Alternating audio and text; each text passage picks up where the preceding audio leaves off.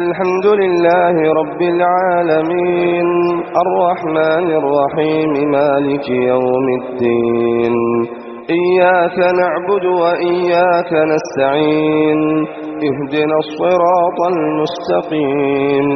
صراط الذين أنعمت عليهم غير المغضوب عليهم ولا الضالين آمين.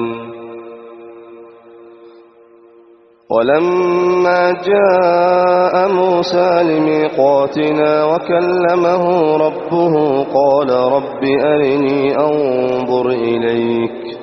قال لن تراني ولكن انظر إلى الجبل فإن استقر مكانه فسوف تراني فلما تجلى ربه للجبل جعله دكا وخر موسى صعقا فلما أفاق قال سبحانك تبت إليك وأنا أول المؤمنين قال يا موسى إني اصطفيتك على الناس برسالاتي وبكلامي فخذ ما آتيتك وكن من الشاكرين وكتبنا له في الألواح من كل شيء موعظة وتفصيلا لكل شيء فخذها بقوة وأمر قومك يأخذوا بأحسنها سأريكم دار الفاسقين سأصرف عن آياتي الذين يتكبرون في الأرض بغير الحق وإن يروا كل آية لا يؤمنوا بها وإن يروا سبيل الرشد لا يتخذوه سبيلا وإن يروا سبيل الغي يتخذوه سبيلا ذلك بأنهم كذبوا بآياتنا وكانوا عنها غافلين والذين كذبوا بآياتنا ولقاء الآخرة حبطت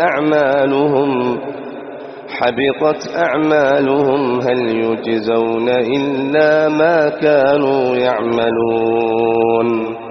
واتخذ قوم موسى من بعده من حليهم عجلا جسدا له خوار ألم يروا أنه لا يكلمهم ولا يهديهم سبيلا اتخذوه وكانوا ظالمين ولما سقط في أيديهم ورأوا أنهم قد ضلوا قالوا لئن لم يرحمنا ربنا ويغفر لنا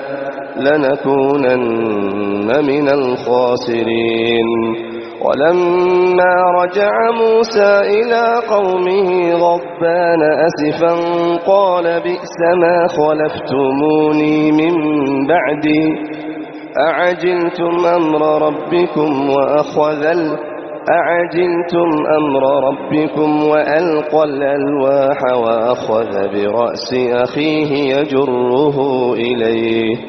قال ابن أم إن القوم استضعفوني وكادوا يقتلونني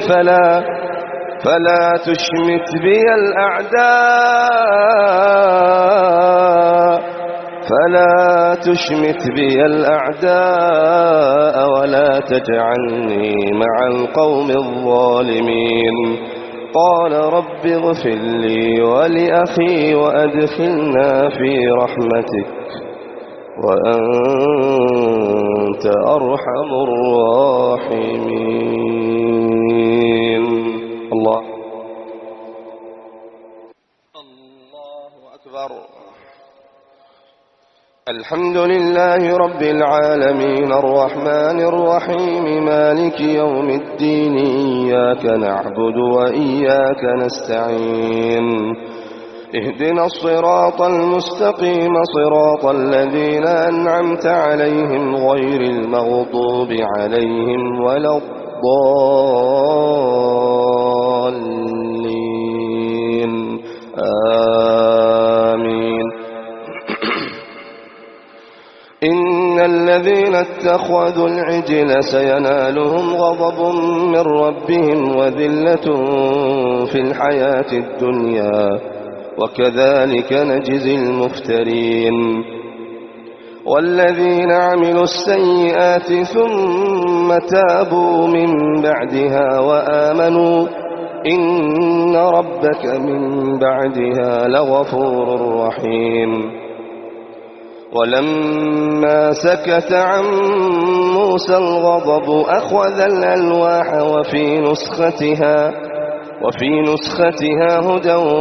ورحمة للذين هم لربهم يرهبون. واختار موسى قومه 70 رجلا لميقاتنا فلما أخذتهم الرجفة قال رب لو شئت أهلكتهم من قبل وإياي أتهلكنا بما فعل السفهاء منا